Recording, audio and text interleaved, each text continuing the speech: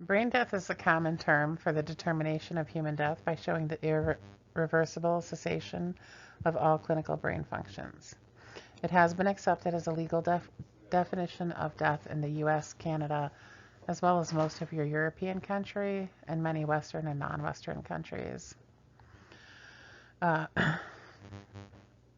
the essential criteria for brain death is complete unresponsiveness, brainstem uh, areflexia, apnea, and irreversibility. Tests showing the absence of intracranial circulation can confirm brain death in cases in which examiners are inexperienced or the complete examination cannot be performed. The brain dead patient is the ideal multi-organ donor, and families of brain dead patients should be offered the opportunity for organ donation. The term brain death is misleading at times because it can incorrectly imply that only the brain has died and not the human organism. The term alone may be responsible for much of the confusion about it by the public as well as some professionals, but it has been generally accepted and is likely to remain in common use. A more appropriate term would be death by neurologic criteria. There are so many reasons as to why you should have a living will. And I think you will understand this better after you watch the video clips on the next slide that will go over 3 different end-of-life cases. And you will start to understand the importance of a living will if you don't understand it already or don't have one already. But it's your choice what happens to you if you become incapacitated or unable to decide for yourself. What type of life support do you want? What type of funeral burial do you want? What type of medical procedure are you okay with having and not having? We often think of life support as a breathing tube, but another type of life support is a feeding tube. If you're unable to feed yourself, do you want to be on life support? Do you want a feeding tube? You'll see this play out in one of our stories in the next slide. This has to be signed while you're coherent, while you are deemed, to be of sound mind and able to think clearly and make your own decisions. It is accepted in all 50 states. You'll want to have it certified, notified, notary. Yeah, get a notary to sign it. Go to the bank. You can Google living wills in Illinois or whatever state you're in, and you should be able to find a version that you can just print, fill out, take it to the bank, have it notarized, and make sure your primary care doctor or at least your family has it so that they know what your wishes are. It's not something that we like to talk about ever, but it's something that we need to think about. And it's conversations that you need to have with your family. Do you know what your parents want, your siblings, your children? Do you know what their wishes are? What type of life support do they want? What type of funeral do they want? What type of burial? All of those are important questions to have with family.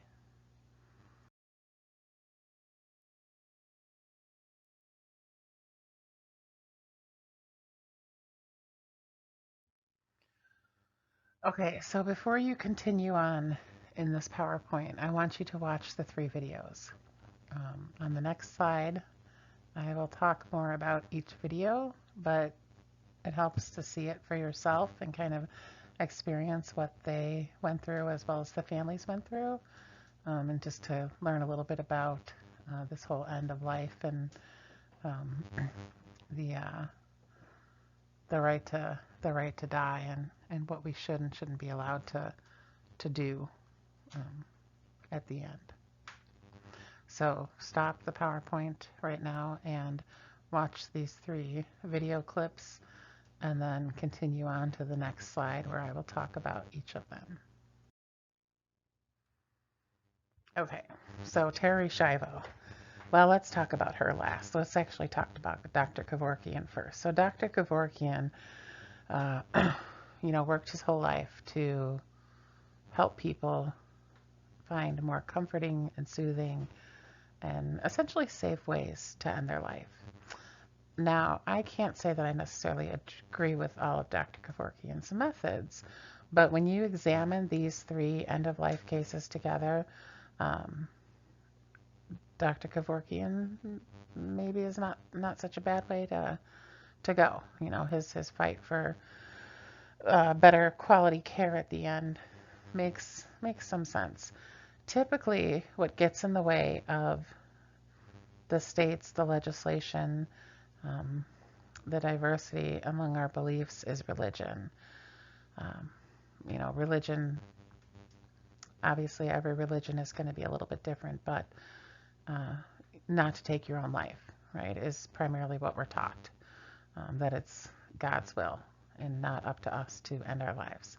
So, Brittany Maynard's way, I don't know. Dr. Kevorkian's methods, I don't know. Does that interfere with religion? To some extent. And I think that's where the fight comes in.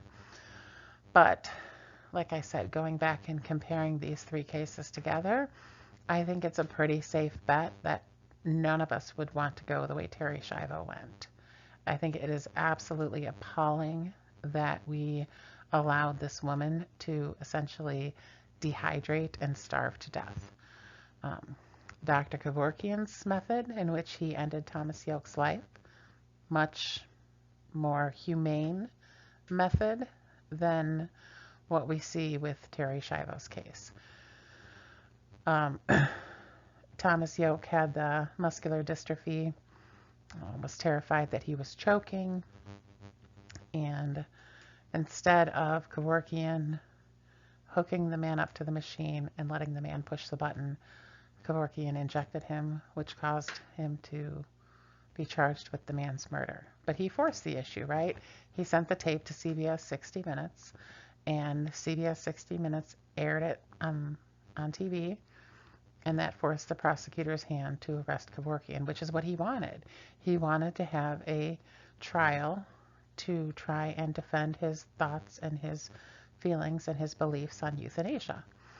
That didn't happen because the judge didn't allow any talk of euthanasia at this trial. And it basically came down to, did Kevorkian cause this man's death? The answer was yes, and that was it.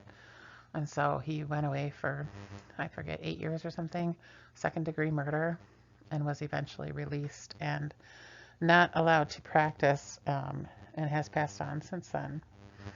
So we have this whole Death with Dignity Act that is in, I think, 6 states now, maybe 7. But Brittany Maynard's case out in Oregon, she had that inoperable brain tumor, and Oregon had the the Death with Dignity Act, and her and her husband moved from California to Oregon so that she could partake in this way to die. And as you heard the husband describe in his talk with Oprah, she died very peaceful. She wasn't in any pain, surrounded by her family and friends. And, you know, that was her choice. That's how she wanted to end her life, rather than to let the brain tumor take, you know, her cognitive abilities away. But then we see Terri Schiavo's case. And I remember when this was airing on TV and all the news media outlets were covering it, and it was just so aggravating. I don't know if any of you guys feel the same as I do about this, but it's infuriating that this was allowed to happen. And, you know, take the fact of whether or not you'd want to live in this condition out of it. You know, do you want to live under these circumstances? You know, would you want to try and continue life? Would you want to try therapy? You know, take all that out. But just the way they let this woman die, I think is just so appalling. To deny her, you know, food and water, to, like the mom says in the video, like she couldn't even put like a wet sponge on her daughter's lips that were all, you know, chapping and drying out. And it just seems like a horrific way to die. And that, more than anything, is my issue with this case. But this case went all the way to the Supreme Court. And so Unfortunately, it happened too late, and Bush signed Terry's law into effect one day after the feeding tube had been removed, and so the judge in Florida decided not to do it. But if you look at some follow-up to this, it's interesting. The judge actually had to deal with a situation like this as well. Um, he needed protective custody. He needed some um, security after this case because it was so highly publicized, and people were outraged on this.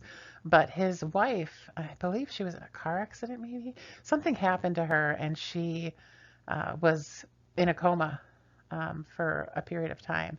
And so he was kind of faced with this, same situation, like, what do I do? That Terry Schiavo's situation. Fortunately, his wife did recover, so it didn't turn into, this long, drawn out, decade plus, like Terry Schiavo went through. I think, one of the other issues with Terry Schiavo's case is we don't know what happened to her. There's discussions maybe she had an eating disorder. Um, that might have caused her uh, to lose oxygen to the brain, but we really don't know what it is. And of course, the police investigated. They looked to the husband um, first, to see if he had done anything, but they never found anything. But this happened back in like 1990, I believe, is when Terry Schiavo fell ill. And the husband fought for a long time to get her care. He sued the hospital at one point, won a settlement, and then decided around 1999-ish that Terry wouldn't want to live like this, and he wanted to take her off of life support. But life support for her was a feeding tube. That's why I said earlier, like with the living will, like a feeding tube, like we don't think of that as life support all the time, but it is. And this case clearly shows us that. Um, so when and I think this is the biggest issue here, and I don't think they mentioned this in the video at all. But so 1999 or so, he decides to take her off of the feeding tube, end her life, right? Uh, the family fights it, so it goes back and forth, back and forth. It wasn't until 2006 when she died. But at this point, though, her husband had moved on, and he was living with somebody else at the time, which is fine. Um, Divorce her then, right? Don't stay married to her, move on with your life, do what you need to do. But that wasn't the case. The biggest issue here, and why a lot of people think, he did what he did and would not give custody or rights over to the parents, is because of the life insurance policy. He had or she had $1 million life insurance policy. So if she dies and they're married, the money goes to him. If he had divorced her, then the money would have gone to her parents, or her immediate family, not him. And so many people believe that that is why he did what he did, and he fought so hard to end her life was because of that. Her body has since been cremated, so there's no, we can't discover down the road any kind of testing, or if we find anything out, like the body is gone. There's nothing there anymore to maybe try and pin something back on him. But a lot of people believe that he was guilty and that he had a hand in her situation, and her just ending up the way she did. So that's my thoughts on it. But, like I said, when we look at these three cases, there's got to be a better way of ending life other than what Terry Schiavo went through. So whether that be Dr. Kevorkian's way, whether that be Brittany Maynard's way, or some other way, in between, we have to do better than what we did for Terry, because that is just an unacceptable way to allow somebody to die.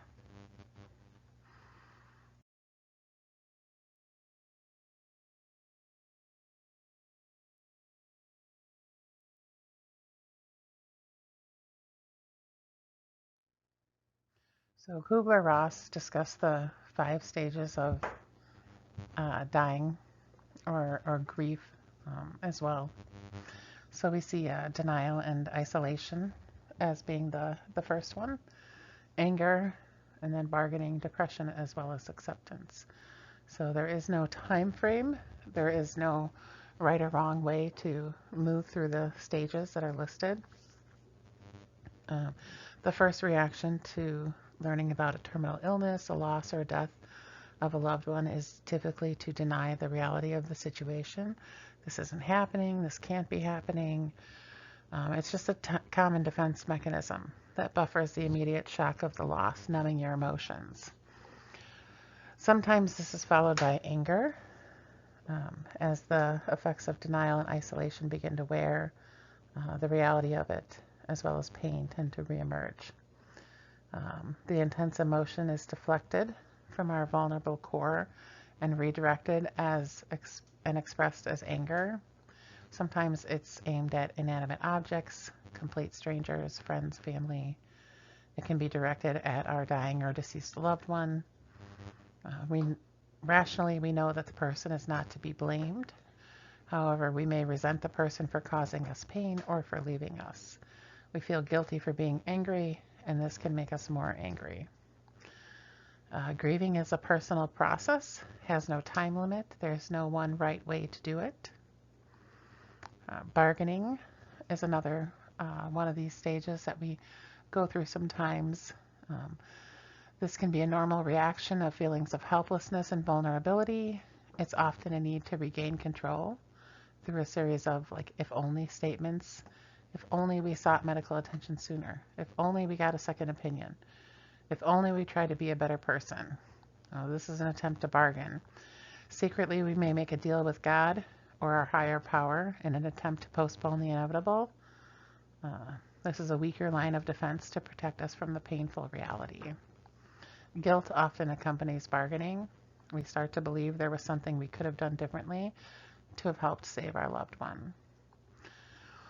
There's two types of depression that's associated with mourning. The first one is a reaction to practical implications relating to the loss. Sadness and regret tend to predominate this type of depression. We worry about the costs in the burial. We worry that in our grief we have spent less time with others that depend on us. This phase may be eased by simple clarification and reassurance. We may need a bit of help, helpful cooperation, and a few kind words. The second type of depression is more subtle and, in a sense, perhaps more private. It's our quiet preparation to separate and to bid our loved one to farewell. Sometimes all you really need is to be around family, a hug even. Acceptance is typically the last stage and is not afforded to everyone. Reaching this stage of grieving is a gift. Not everybody's able to accept. Death can be sudden and unexpected. We may never see beyond our anger or denial. It's not necessarily a mark of bravery to resist the inevitable and to deny ourselves the opportunity to make our peace. This phase is marked by withdrawal and calm. This is not a period of happiness and must be distinguished from depression. Loved ones that are terminally ill or aging appear to go through a final period of withdrawal. This is by no means a suggestion that they're aware of their own impending death, or only that physical decline may be sufficient to produce a similar response. Their behavior implies that it's natural to reach a stage at which social interaction is limited. The dignity and grace shown by our dying loved ones may well be their last gift to us. Coping with loss is ultimately a deeply personal and singular experience. Nobody can help you go through it more easily or understand all the emotions that you're going through. But others can be there for you. They can help you, comfort you through this process. The best thing you can do is to allow yourself to feel the grief as it comes over you, as resisting it will only prolong the natural process of healing.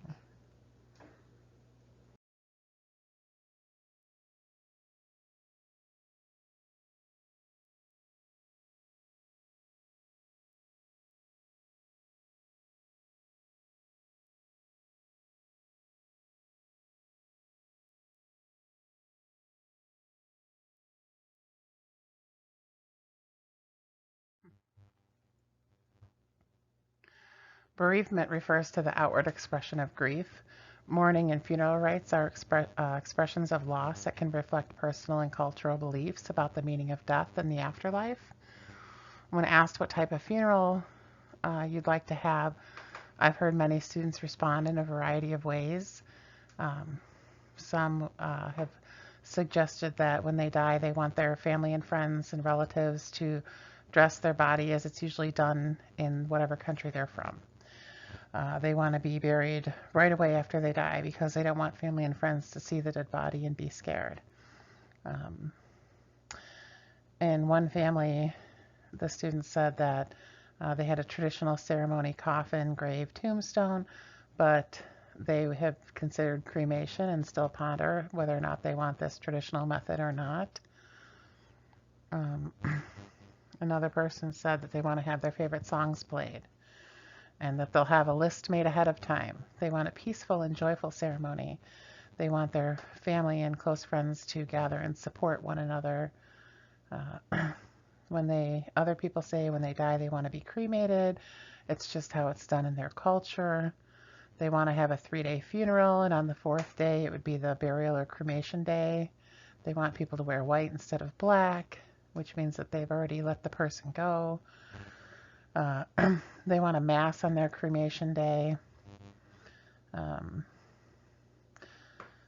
Other people have said that they want all attendees to wear their favorite color. So ceremonies in general provide survivors a sense of closure after a loss. These rites and ceremonies send the message that the death is real and allow friends and loved ones to express their love and duty to those who die. Under circumstances in which a person has been lost and presumed dead, or when family members were unable to attend a funeral, there can continue to be a lack of closure that makes it difficult to grieve, as well as to learn to live with the loss. Although many people are still in shock when they attend funerals, the ceremony still provides a marker of the beginning of a new period of one's life as a survivor.